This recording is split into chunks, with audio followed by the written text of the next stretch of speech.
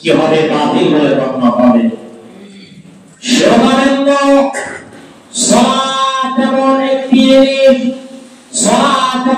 ইবাদত, যে ইবাদতটা করলে আপনার কি হবে? বিশ্বনবী বলেন ইহকালে এবং পরকালে আপনার কি হবে? ইহকালে আপনি সবার কাছে তুমি ভালো থাকবে। আপনার যদি সালাত আদায় হয়ে যায়, আপনার যদি নামাজটাকে আল্লাহর দরবারে কবুল হয়ে যায়, আপনার সালাতটা যদি আল্লাহ কবুল করে না, বিশ্বনবী বলেন ওই লোকটার গুনাহ হবে না। আপনার যদি সালাত ঠিকভাবে আদায় না হয়, তাহলে আপনার কি হবে? গুনাহ হবে, আল্লাহর দরবারে কবুল হবে না। বিশ্বনবী বলেন মান তারাকা সালাত মুতাআম্মিদান ফাকাদ কাফারা। সেই লোকটা জেনে বুঝে সালাত ছেড়ে দিল, সালাত আদায় করলো না, নামাজ ত্যাগ করে দিল, সেই লোকটা কাফেরের মধ্যে গণ্য হয়ে গেল। আজকে দেখেন এই হাড় কাঁপানো জানের সময়, এই শীতের সময়, জানের সময়, আজকে মুসল্লি খোঁজানির ভাবে পাওয়া যায় না। যতটুকু মুসল্লি ছিল হাইরে দেখে অনেক ইমানের ভরে কত কম। সেই লোকটা নামাজ ছেড়ে দিয়েছে, সেই লোকটা বলছে মৌলভী সাহেব আজকে জানের সময় হয়ে গেছে, অনেক বড় সেটা হচ্ছে। তুমি যদি খাঁটি মুমিন ব্যক্তি হতে যাও, খাঁটি যদি মুমিন হতে যাও, তাহলে তোমার গলায় যতই কাপড় জামা হোক না কেন, তুমি এক আল্লাহকে ভয় করে করে সালাত আদায় করবে। তুমি এক আল্লাহর ভয়ে সালাত আদায় করছো, আর যদি তোমার দিলে সুস্তি চলে আসে, তোমার ভিতরে শয়তান ওয়াসওয়াসা হয়, তাহলে তুমি শয়তানের ইত্তেবা করলে, তুমি আল্লাহকে ছেড়ে দিলে, তুমি মন অনুযায়ী পৃথিবীর মুখে জীবন যাপন করলে, তোমার যেটা নাচে চাইলে সেটাই তুমি করে ফেললে, তোমার সমাধান হলো না। এই জন্য আল্লাহ রাব্বুল আলামিন সূরা আন-নামের মধ্যে বলেন, সূরা মুহাম্মাদের মধ্যে বলেন, কি বলছেন? ওয়াইলুল লিকুল্লি হুমাযাতিল লুমাযা আল্লাযী জামা মালাহু ওয়া আদ্দাদা ইয়াহসাবু আন্না মালাহু আখলাদা কাল্লা লায়ুনবাযান্না ফিল হুতামাতি ওয়া মা আদরাকা মাল হুতামা নারুল্লাহিল মুকাদ্দা। এরপরে তারপরে যে সূরাটি আছে, সেই সূরাটিতে কি আছে? বিশ্ব আল্লাহ রাব্বুল আলামিন বলেন ফাওয়াইলুল লিল মুসাল্লিন। সূরা আল-আনআমের মধ্যে আল্লাহ রাব্বুল আলামিন বলেন কি?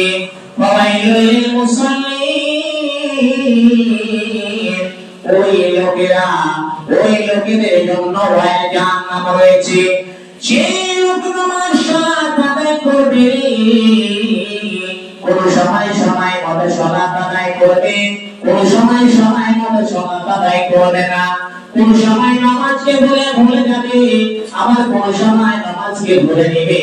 আল্লাহ রাব্বুল আলামিন বলেন ওই লোককে আমি জান্নাতের মধ্যে নিক্ষেপ করে দেব, ওই লোককে আমি এমন একটা ওয়াইল নামক জাহান্নাম আছে, সেই জাহান্নামে আমি নিক্ষেপ করে দেব। ওই লোকটার জন্য বাঁচার কোনো উপায় হবে না, জাহান্নাম থেকে বাঁচতে পারবে না। ওই লোক বলবে, যেই লোকগুলি ভুলে তাকে নামাজ থেকে সুস্থি করে দিওয়াতে নামাজ আদায় করে না, তাই যদি এরকম অবস্থা হয়ে যায়, ওই জাহান্নামে যদি সেই লোকটাকে যেতে হয়, ওই লোকটার ব্যাপারে বলেন তো, যে লোকটা কোনদিন মসজিদ ছিল না, যে লোকটা শুধু কয়বার নামাজে আসে, যে লোকটা শুধু ওই জুমার নামাজ পড়তে আসে, যে লোকটা ঈদের নামাজ পড়তে আসে, সেই লোকটার অবস্থা কি হতে পারে? কি তা হওয়া হয়? সেই লোকটা কি যদি নামাজ পড়ে, ঈদ পড়লো না, ভালো থাকলো, ওই জাহান্নামে যদি যেতে হয়, যে লোকটা সারা জীবন নামাজ পড়বো না, শুধু 3 বার নামাজ পড়ে, শুধু জুমার নামাজ পড়ে, বলে তার অবস্থাটা কি হবে? শুরু হবে।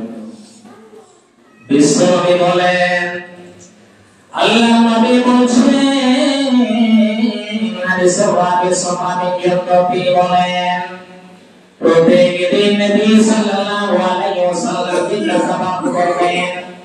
সালাত আদায় হয়ে গেল, সালাম দেওয়ার পরে বলতে বিশ্বনবী কি বলতে, আমার সাহাবায়ে কিরামেরা তোমরা কি জীবন স্বপ্ন দেখেছ? সবাই নিল কেউ আমার বলতে যাদের স্বপ্ন দেখতে তার স্বপ্ন কবর করে নিতেন। এই করতে করতে একদিনের ঘটনা। বিশ্বনবী বলেন, আমার সাহাবায়ে কিরামেরা তোমরা বলো তো আজকে কেউ কোনো স্বপ্ন দেখেছ নাকি? সবাই এরকম কোনো কথাই বলে না। বিশ্বনবী বলছেন, আমার সাহাবায়ে কিরামেরা তোমরা শোনো, আজকে আমি স্বপ্ন দেখেছি। তোমরা ভালো করে কর্ণপাত করে শোনে সাবি। বিশ্বনবী বলেন, কি স্বপ্ন তোমরা শোনো? এই স্বপ্নটি হলো কি, দুটি লোক আমার কাছে এলো, সেই দুটি লোক নয়, সেই হলো দুটি ফেরেশতা। সেই দুটি ফেরেশতা আমাকে এমন এক জায়গায় নিয়ে চলে গেল, সেই জায়গাতে নিয়ে গেল, সেই জায়গাতে দুটি লোককে আমি দেখলাম। একটি লোক দাঁড়িয়ে আছে, যে লোকটা দাঁড়িয়ে আছে সেই লোকটার হাতে বিরাট বড় পাথর রয়েছে, এত বড় পাথর রয়েছে। সেই লোকটা, যে লোকটা শুয়ে আছে, সেই লোকটা একবারে কিভাবে শুয়ে আছে, ঠিক হয়ে শুয়ে আছে। যে লোকটার হাতে পাথর আছে, যে লোকটা শুয়ে আছে তাকে পাথর মারছে। যখনই তার পাথর মারা হচ্ছে, বিশ্বনবী বলে ওই লোকটা মাথার মগজ গুলি ছিটকে পড়ে যায়, অনেক দূর চলে যায়। বিশ্বনবী বলে, আমার সঙ্গী সাথী রে, দয়া করে একটু বলো তো এই লোকটা কি এমন অপরাধ করেছে, কি এমন গুনাহ করেছে, তার কেন এরকম অবস্থা হয়েছে রে সঙ্গী সাথী? দয়া করে আমাকে বলে দাও। আল্লাহ নবীকে বলা হলো, ইয়া রাসূলুল্লাহ, ইয়া হাবিবাল্লাহ, এই লোকটার এই জন্য এরকম শাস্তি। সেই লোকটা কোরআন শিক্ষা অর্জন করেছে, কোরআন পড়েছে। সেই লোকটা কিন্তু কোরআনের উপরে আমল করেনি। সেই লোকটা কোরআন পড়েছে, আমল করে। ওয়ারকাস সালাতির কথা এসেছে, নামাজের কথা এসেছে, কিন্তু লোকটা নামাজ পড়েনি, তারপরে আমল করেনি। এই জন্য শাস্তি হচ্ছে। তাহলে মগজগুলি শিখতে বলবে সালাত না আদায় করার কারণে।